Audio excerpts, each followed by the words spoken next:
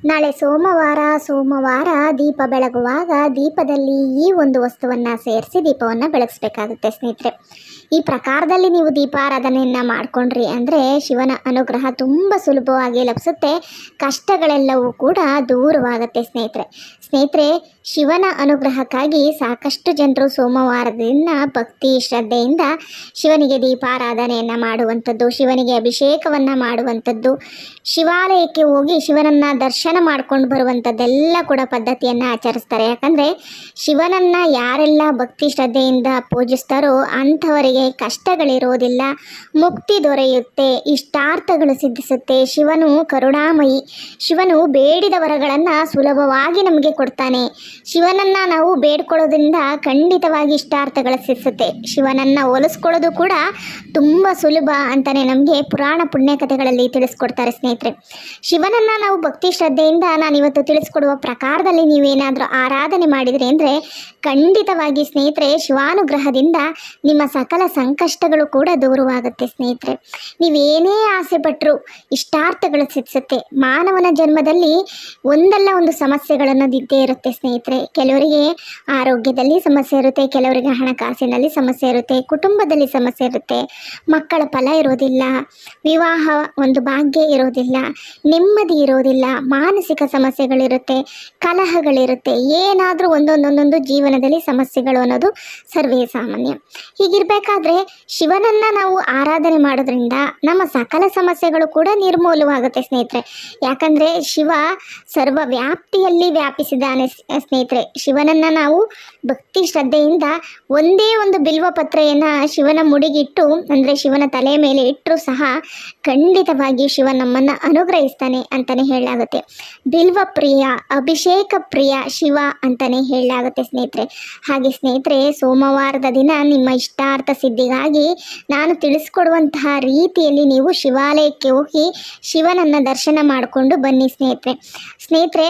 ಸೋಮವಾರದ ದಿನ ಹತ್ತಿರದಲ್ಲಿ ಶಿವಾಲಯವಿತ್ತು ಅಂದರೆ ಅಲ್ಲಿಗೆ ನೀವು ಹೋಗಿ ಶಿವನಿಗೆ ಅಭಿಷೇಕವನ್ನು ಮಾಡಿಸುವಂಥದ್ದನ್ನು ಮಾಡಿ.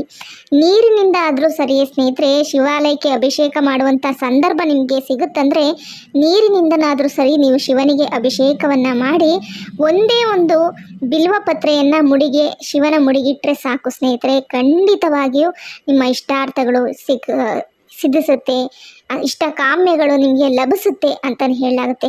ಹಾಗೆ ಸ್ನೇಹಿತರೆ, ಬಿಲ್ವ ಪತ್ರೆ ಅಂದರೆ ತುಂಬ ಪ್ರಿಯಕರವಾದಂಥದ್ದು. ಅದರ ಜೊತೆಗೆ ಸ್ನೇಹಿತರೆ ಈ ಒಂದು ಕಣಗಲ ಹೂವು ಪುಷ್ಪ ಅಂತ ಸಿಗುತ್ತೆ ಸ್ನೇಹಿತರೆ. ಕಣಗಲ ಪುಷ್ಪ ಅಂದರೂ ಕೂಡ ಶಿವನಿಗೆ ಅತ್ಯಂತ ಪ್ರೀತಿಕರವಾದಂಥದ್ದು. ಅದೇ ರೀತಿಯಲ್ಲಿ ಸ್ನೇಹಿತರೆ ಎಕ್ಕದ ಹೂವು ಅಂದರೂ ಕೂಡ ಶಿವನಿಗೆ ಅತ್ಯಂತ ಪ್ರೀತಿಕರ.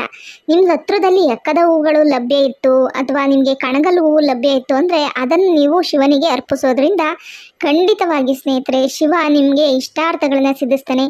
ವಿಪರೀತ ನನಗೆ ತಡ್ಕೊಳ್ಳೋಕ್ಕೆ ಆಗ್ತಾ ಇಲ್ಲ, ಕಷ್ಟಗಳಂದ್ರೆ ಅಷ್ಟಿದೆ ಅಂತ ಹೇಳಿದ್ರೆ ಈ ಪ್ರಕಾರದಲ್ಲಿ ನೀವು ಮಾಡಿದರೆ ಸಾಕು ಸ್ನೇಹಿತರೆ. ಶಿವನನ್ನು ಸುಲಭವಾಗಿ ನಾವು ಸಂತೈಸ್ಕೋಬೋದು, ಶಿವನನ್ನು ವಶಪಡಿಸ್ಕೊಳ್ಬೋದು. ಶಿವನ ಭಕ್ತಿಯಿಂದ ಖಂಡಿತ ನೀವು ಬೇಡ್ಕೊಂಡ್ರಿ ಅಂದರೆ ಶಿವ ನಿಮಗೆ ಬೇಡಿದ ವರಗಳನ್ನು ಕರುಣಿಸ್ತಾನೆ ಸ್ನೇಹಿತರೆ. ಹಾಗಾಗಿ ಈ ದಿನ ನೀವು ಈ ಪ್ರಕಾರದಲ್ಲಿ ಮಾಡ್ಕೊಳ್ಳಿ ಸ್ನೇಹಿತರೆ. ನಿಮಗೆ ಹತ್ರದಲ್ಲಿ ದೇವಾಲಯ ಇಲ್ಲ, ಅಲ್ಲಿ ಹೋಗೋಕ್ಕಾಗಲ್ಲ, ಏನು ಮಾಡೋದು ಅಂತ ಗೊತ್ತಾಗ್ತಿಲ್ಲ ಅಂದರೆ ನಾನಿವತ್ತು ತಿಳಿಸ್ಕೊಡುವಂಥ ರೀತಿಯಲ್ಲಿ ನಿಮ್ಮ ಮನೆಯಲ್ಲೇ ನೀವು ಶಿವನನ್ನು ಆರಾಧಿಸ್ಕೊಳ್ಳಿ ಸ್ನೇಹಿತರೆ. ನಿಮ್ಮ ಮನೆಯಲ್ಲಿ ಶಿವನ ಒಂದು ಫೋಟೋ ಇತ್ತು ಅಥವಾ ಶಿವಲಿಂಗ ಇತ್ತು ಅಂತಂದರೆ ಶಿವನ ಫೋಟೋವನ್ನೆಲ್ಲ ಶುಭ್ರಗೊಳಿಸ್ಕೊಳ್ಳಿ ಸ್ನೇಹಿತರೆ. ಶಿವನಿಗೆ ಗಂಧದ ಬೊಟ್ಟುಗಳನ್ನು ಇಡಿ ಸ್ನೇಹಿತರೆ, ಅರಿಶಿನ ಕುಂಕುಮದ ಬೊಟ್ಟುಗಳನ್ನು ಇಟ್ಟು ಅನಂತರವಾಗಿ ಸ್ನೇಹಿತರೆ ನಾನು ತಿಳಿಸ್ಕೊಟ್ಟಂಗೆ ಒಂದು ಬಿಲ್ವಪತ್ರೆ ಏನಾದರೂ ನೀವು ತಂದು ಇಡಿ. ಇಲ್ವಾ ಒಂದು ಎಕ್ಕದ ಹೂವು ಆಗಲಿ ಅಥವಾ ನಾನು ತಿಳಿಸ್ಕೊಟ್ಟಂಗೆ ನಿಮಗೆ ಈ ಒಂದು ಏನಿದೆ ಕಣಗಲ ಹೂವು, ಇದು ತುಂಬ ಇಷ್ಟವಾದಂಥದ್ದು. ಕಣಗಲ ಹೂವು ಆದರೂ ಸರಿ ನೀವು ಶಿವನಿಗೆ ಇಟ್ಟು ಅನಂತರವಾಗಿ ಸ್ನೇಹಿತರೆ ಶಿವನಿಗೆ ಭಕ್ತಿ ಶ್ರದ್ಧೆಯಿಂದ ದೀಪಾರಾಧನೆ ಮಾಡಿ. ಅಥವಾ ನಿಮ್ಮ ಹತ್ರ ಶಿವಲಿಂಗ ಇತ್ತು ಅಂತಂದರೆ ಚಿಕ್ಕದಾದಂಥದ್ದು ಶಿವಲಿಂಗಕ್ಕೆ ಅಭಿಷೇಕವನ್ನು ಮಾಡಿ. ಹಾಲಿನಿಂದ ಅಭಿಷೇಕ ಮಾಡ್ಬೋದು, ನೀರಿನಿಂದ ಅಭಿಷೇಕ ಮಾಡ್ಬೋದು, ತುಪ್ಪದಿಂದ ಅಭಿಷೇಕ ಮಾಡ್ಬೋದು. ಏನೆಲ್ಲ ನಿಮ್ಮಿಂದ ಸಾಧ್ಯವಾಗುತ್ತೆ ಅದರಿಂದ ಅಭಿಷೇಕವನ್ನು ಮಾಡಿ ಸ್ನೇಹಿತರೆ. ಖಂಡಿತ ಇಷ್ಟಾರ್ಥ ಸಿದ್ಧಿಸುತ್ತೆ, ಕಷ್ಟಗಳೆಲ್ಲವೂ ದೂರವಾಗುತ್ತೆ.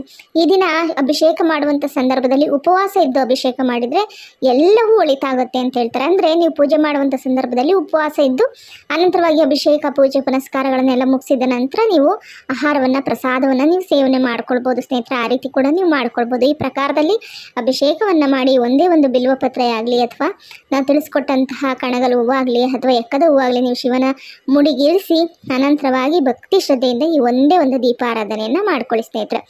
ಮಣ್ಣಿನ ದೀಪವನ್ನು ತೆಗೆದುಕೊಳ್ಳಿ ಸ್ನೇಹಿತರೆ. ಮಣ್ಣಿನ ದೀಪವನ್ನು ತೆಗೆದುಕೊಂಡು ಒಂದು ಬಿಲ್ವಪತ್ರೆಯನ್ನು ತೆಗೆದುಕೊಳ್ಳಿ. ಹಾಗೆಯೇ 3 ಬತ್ತಿಗಳನ್ನು ತೆಗೆದುಕೊಳ್ಳಿ ಸ್ನೇಹಿತರೆ. ಹಾಗೆ ಅದರ ಜೊತೆಗೆ ಮನೆಯಲ್ಲಿ ಓಂ ಕಾಳು ಅಂತ ಸಿಗುತ್ತಲ್ವ ಸ್ನೇಹಿತರೆ. ಓಂ ಕಾಳು ಅಂದರೆ ನಿಮಗೆ ಗೊತ್ತಿರುತ್ತೆ. ಆ ಓಂ ಕಾಳನ್ನು ಓಮ ಅಂತ ಕೂಡ ಅಂತಾರೆ. ಆ ಓಂ ಕಾಳನ್ನು ನೀವು ತೆಗೆದುಕೊಳ್ಬೇಕಾಗುತ್ತೆ. ಇಷ್ಟು ಪದಾರ್ಥಗಳು ಬೇಕಾಗುತ್ತೆ. ಅದರ ಜೊತೆಗೆ ನೀವು ತುಪ್ಪವನ್ನಾದರೂ ಹಾಕ್ಬೋದು ಅಥವಾ ಎಳ್ಳೆಣ್ಣೆಯನ್ನಾದರೂ ಹಾಕ್ಬೋದು ಸ್ನೇಹಿತರೆ. ನಿಮ್ಗೆ ಯಾವ್ದು ಅನುಕೂಲ ಇದೆ ಅದನ್ನು ನೀವು ಹಾಕ್ಬೋದು. ಯಾಕಂದರೆ ಈ ಪ್ರಕಾರದಲ್ಲಿ ದೀಪಾರಾಧನೆ ಮಾಡೋದ್ರಿಂದ ನಮ್ಮ ಜಾತಕದಲ್ಲಿರುವ ದೋಷಗಳ ನಿವಾರಣೆ ಆಗುತ್ತೆ, ಕಷ್ಟಗಳು ನಿವಾರಣೆ ಆಗುತ್ತೆ, ಇಷ್ಟಾರ್ಥಗಳು ಏನೇ ಆಸೆ ಪಟ್ಟರು ಕೂಡ ನೆರವೇರುತ್ತೆ ಅಂತಲೇ ಹೇಳ್ತಾರೆ. ಹಾಗಾಗಿ ಈ ದೀಪ ಅತ್ಯಂತ ಶ್ರೇಷ್ಠವಾದಂಥ ದೀಪ ಸ್ನೇಹಿತರೆ. ಒಂದು ಬಿಲ್ವಪತ್ರೆಯನ್ನು ತೆಗೆದುಕೊಂಡು ಆ ಬಿಲ್ವಪತ್ರೆಗೆ ಸ್ವಲ್ಪ ಅರಿಶಿನ ಕುಂಕುಮದ ಶುಭ್ರಗೊಳಿಸ್ಕೊಳ್ಳಿ. ಫಸ್ಟು ಅರಿಶಿನ ಕುಂಕುಮದ ಬೊಟ್ಟನ್ನು ಇಟ್ಟು ಅದರ ಮೇಲೆ ಒಂದು ಮಣ್ಣಿನ ದೀಪವನ್ನು ಇಟ್ಟು ಅದಕ್ಕೂ ಕೂಡ ಅರಿಶಿನ ಕುಂಕುಮವನ್ನು ಇಟ್ಟು 3 ಬತ್ತಿಗಳನ್ನು ಹಾಕಬೇಕಾಗುತ್ತೆ ಸ್ನೇಹಿತರೆ. 3 ಬತ್ತಿಗಳನ್ನು ಹಾಕಿ ನೀವು ತುಪ್ಪ ಅಥವಾ ಎಳ್ಳೆಣ್ಣೆ ಇವೆರಡರಲ್ಲಿ ಯಾವುದು ನಿಮಗೆ ಅನುಕೂಲವಿದೆ, ಯಾವುದು ಲಭ್ಯ ಇದೆ ಅದನ್ನು ನೀವು ಹಾಕ್ಕೊಳ್ಳಿ ಸ್ನೇಹಿತರೆ. ಅದನ್ನು ಹಾಕ್ಕೊಂಡ್ಬಿಟ್ಟು ಒಂದು 4 ಕಾಳಷ್ಟು ನೀವು ಓಂ ಕಾಳನ್ನು ಹಾಕ್ಕೊಳ್ಳಿ. ಸ್ವಲ್ಪನೇ ಸ್ವಲ್ಪ.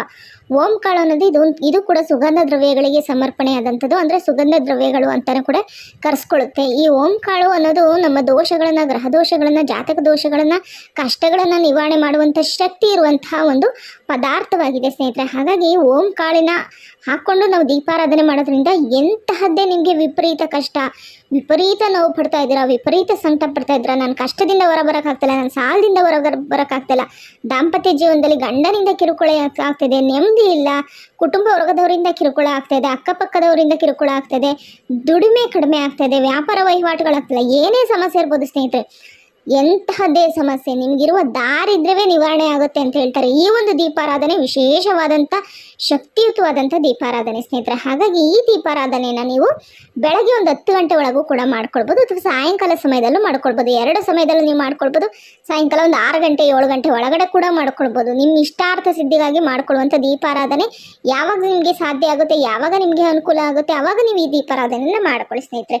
ಖಂಡಿತ ಈ ದೀಪಾರಾಧನೆ ಮಾಡೋದ್ರಿಂದ ಯಾವುದೇ ರೀತಿಯ ನಿಮ್ಮ ಸಮಸ್ಯೆಗಳು ಇರೋದಿಲ್ಲ, ಎಲ್ಲವೂ ಕೂಡ ಒಳಿತಾಗುತ್ತೆ. ಸುಲಭವಾಗಿ ಶಿವನನ್ನು ಹೋಲಿಸ್ಕೊಳ್ಬೋದು. ಶಿವನ ಒಂದು ನಿಮ್ಮ ಒಂದು ಕೋರಿಕೆಗಳು, ಇಚ್ಛೆಗಳು, ಇಷ್ಟಾರ್ಥಗಳು, ಕಷ್ಟಗಳನ್ನೆಲ್ಲ ನಿವಾರಣೆ ಮಾಡಿ ಎಲ್ಲವನ್ನ ಸಿದ್ಧಿಸ್ಕೊಡ್ತಾನೆ ಸ್ನೇಹಿತರೆ. ಖಂಡಿತ ಈ ಪ್ರಕಾರದಲ್ಲಿ ದೀಪಾರಾಧನೆಯನ್ನು ಮಾಡಿಕೊಂಡು ಶಿವನನ್ನು ಭಕ್ತಿ ಶ್ರದ್ಧೆಯಿಂದ ಪೂಜಿಸ್ಕೊಳ್ಳಿ.